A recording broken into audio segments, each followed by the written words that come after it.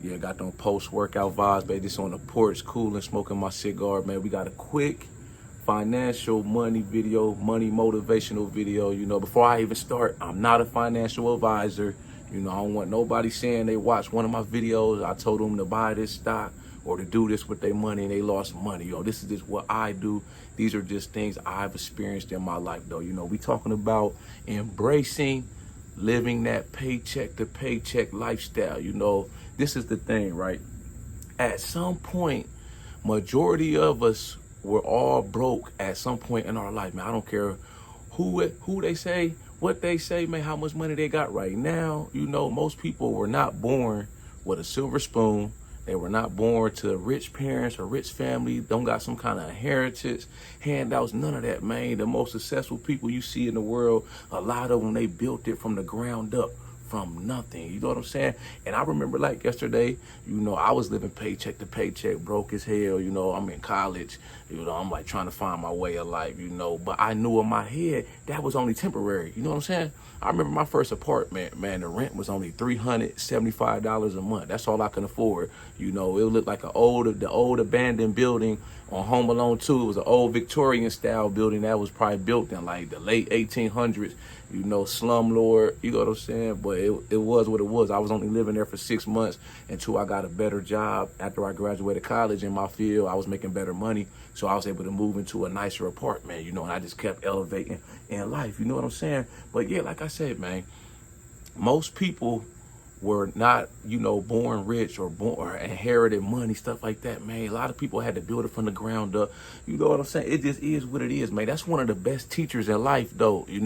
Having no money in your pockets, there ain't no better one. That's one of the best teachers you can have in life, man. Ain't nothing like, you're like, damn, man, you one bad check away or you miss one check, man. It's like you a second away from disaster. You like, damn, if I get laid off or lose my job, man, or something go wrong, the damn car break down, it's like I don't have the money to fix it. I'm gonna have to catch the bus, stuff like that, So I remember those days, back in the day when I was living like that, and I was like, that was all the motivation I needed, to get on my grind, to figure it out as quickly as possible. Fast forward to today, I live much more comfortable. I'm not rich, I'm not, mega influencer, somebody coming on here trying to sell y'all a dream, get rich quick, get rich overnight, stuff like that, but I do well for myself. I've been working as a correctional officer for 13 years. I bought my house back in 2015, you know what I'm saying? Got a couple cars, both of them paid off. I got money saved in my investments, retirement portfolio, stuff like that. I get to travel. So like I say, I'm doing way better than I was back in the day. You know what I'm saying? I understood this too early on. Nobody was coming to save me. I had to save myself. I had to throw myself a lifeline. You know what I'm saying? Like I said, I grew up poor in the projects. We ain't have no money. A vacation for us was going to the family reunion. Wasn't no, like I'm able to take a few trips a year out the country. Wasn't none of that, man. My mom ain't had no money like that, So I knew I wasn't trying to live my life as an adult like that. My mom, she did the best she could for us. She made sure we had food on our table, clothes on our back, a roof over our head. Even if we did live in a rough neighborhood, we lived in a project, and that stuck with me, and it was all the motivation I needed, man. Seeing her struggle, having to work 2-3 jobs sometimes, to not, let that be for granted. I wanted to go out here and make something of myself. So, I was able to earn a football scholarship. I graduated college in 3 years with my degree, criminal justice. I've been working as a correctional officer for 13 years. The money's good. I've been helping other people around the country get on working in corrections, so I'm making an impact out here. You know what I'm saying? So if you're going through that situation, you living paycheck to paycheck, man, you like, damn, I can't save no money. I'm in debt, man. I'm living in a bad neighborhood, man. My car about one wheel from just breaking down completely, but that's all I can afford to get me around from point A to point B. You just got to hang in there, man. You know what I'm saying? You have to hang in there, man. This is what I learned too, early on when I wasn't making a lot of money. I tried to save whatever money I could, even if it wasn't a lot. If I can only save $20, $25 a check, man, that was better than nothing. You know what I'm saying? You got to go from being a spender to a saver. You got to change your mindset.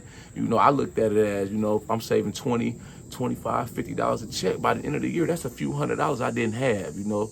So I had to, you know, I always was the type to want to have some money, some type of money in my pocket. If I ain't had no money or I couldn't pay my way, I'm not going, whether it be friends inviting me out to eat, somebody want to take a trip, man. If I, like I said, I ain't got the money, I'll stay my ass right here, you know. Fast forward to today, you know, like I said, my finances, my life has drastically improved from when I was living, you know, that paycheck to paycheck lifestyle. Now, you know, back then I remember I had a little part-time job, you know, I can only save probably 25, maybe 100 on a good check, you know, every 2 weeks. You know, fast forward to the day, I'm living way better. So and sometimes I could save about $2,000-$3,000 a check. That's how much my finances, my cash flow, you know, advancing in my career has done for me over the years, you know. So like I say, I'm living much more comfortable. You know, I always try to save some type of money, you know, even if it's $10, $20, man. You know, you only making $1,000 every 2 weeks, man. Shit, always try to pay yourself first, man. You know, you're gonna pay your bills, but you gotta leave some for you too. You can't pay everybody else and not pay yourself. How that work, you know? Like I said, I remember that job. Man, I was working at the casino when I lived in West Virginia. I was still in college. You know, I'm working there part-time. I think we made probably like a few hundred it was maybe like 200-300 every week. You know, I was only there for like 7 months. You know, I was about to graduate with my degree, you know, and I remember I didn't have a lot of money, man. Shit, I would save $50, $75, $100, man, on, like I said, on a good day. By the end of the year, I had down there probably about $1,000, almost $2,000 to my name. That's better than nothing. I read this article, right? It says the average American, they don't even have $1,000 to cover a basic emergency if something was to go wrong, like their car break down, stuff like that. So, you know, if you can get to that first $1,000, $2,000 you saved up, you doing better than a lot of people. You know what I'm saying? That's how you got to think, you know. This is the next thing I want to leave y'all with, man. You know, living and embracing that living paycheck to paycheck cycle, you know, it could light a fire under you, you know, and get you motivated to change your circumstances as fast as possible. You know, you could either look at it one of two ways. You could use it as a crutch. You know, you blaming the world for your problems. You like, damn, man, I'm just going to be poor for the rest of my life, man. I'm a poor folk. It just is what it is. Or you could use that as motivation to get up and figure out what you need to be doing, you know, to improve your cash flow, to get better jobs, better careers. Do you got to go back to school? Do you got to go learn this trade? Do you got to go on YouTube or Google, learn how to do something so you can bring in more money? You can find different side hustles, pick up another job, 2, 3 jobs, man. Me, you know, if I got to do what I got to do, that's what I'm going to do. I don't care if I got to go stand on the side of the road and shovel dog shit. I don't care if I got to go work on the farm, raising the pigs, cleaning up the pig shit, man, hurdling the cows up, whatever. If I got to be a cowboy, I got to be a personal trainer, man. I got to go work in the circus, man, doing feats of strength. I don't care what I got to do. I'm always going to find some way to get me some money, man. It just is what it is because I'm a hustler.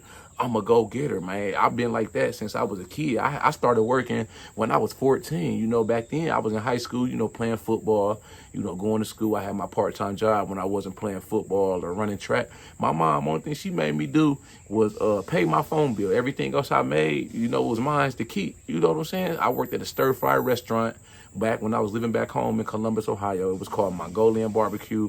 Still one of my favorite restaurants to this day. You know, every time I go back home on vacation, I try to make it a point to stop there, you know, and eat, man. It's much different. Back then, I was working now, so I go in there, you know, I'm eating good, ordering drinks, dessert, stuff like that. So, you know, I'm thankful I had to go through that, you know, so I can experience, you know, what it's like, you know, when you got money in your pockets and you're doing well for yourself, you know. But yeah, I might have made a couple $100 a week. You know, we used to get tips. I was a bus boy, you know, clean the tables up. And I was always smart with my money even then. I was saving money. You know, I got introduced to the stock market. I was buying stocks. One of my math teachers put me on. I was in high school. I had a portfolio of stocks and buying the stock market when I was in high school. You know, but I always had money in my pocket. I can't stress that enough, man.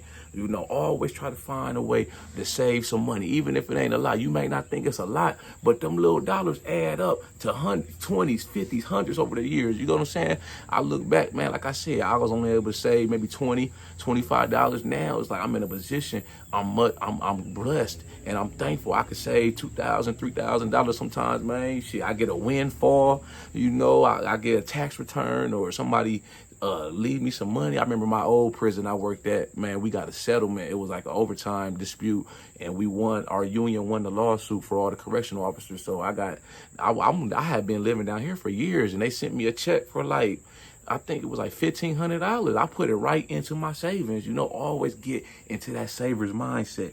Like I said, man, you know what I'm saying? This is the next thing I'm gonna leave y'all with, man. You know, when you going through that struggle, you trying to figure this shit out, man. It's like you, man, life throwing it at you, man. You like, damn, man, I'm just getting by, but I'm not getting ahead. You know what I'm saying? Once you finally figure it out and you get to where you want to be at in life, man, it's like you sitting down and you a success story and you looking back on that joint, man. You know, always show gratitude and be grateful and appreciative that you went through that and you are where you are now, man. And always remember this, it can always be worse, man. You know, you think you got it bad, you know what I'm saying? Somebody out here, man, it's people in third world countries, man. You know, even if you live in paycheck to paycheck, man, you live in a bad neighborhood, you only making $1,000, $2,000 a week, man. You know, you got like 2-3 mouths to feed. It's people in third world countries, man, they don't even make that in a year. You know, so you rich, for real, compared to them. So always realize it could always be worse. You know, that's like with me. I ain't never trying to go back, you know, to that situation where I lived at and grew up at. So that's why I stay humble, I stay hustling, and I stay working. You know what I mean? I never get that big head. I never do none of that, man. You gotta stay grounded. You know, even when you start winning out here, it just is what it is. You know what I'm saying? Y'all like this video though, make sure you subscribe to my channel at The Ghetto Bodybuilder. Follow me on Instagram, TikTok at The Ghetto Bodybuilder. I got the merchandise for sale on my website. Shop with me on my website. Y'all got any comments, any input, any thoughts on this video? Make sure you drop a comment. Y'all got any ideas, topics for future videos y'all want me to do? Make sure you drop a comment and I'll be sure to get back with you as soon as I can. Y'all know how we coming. Let's get motivated.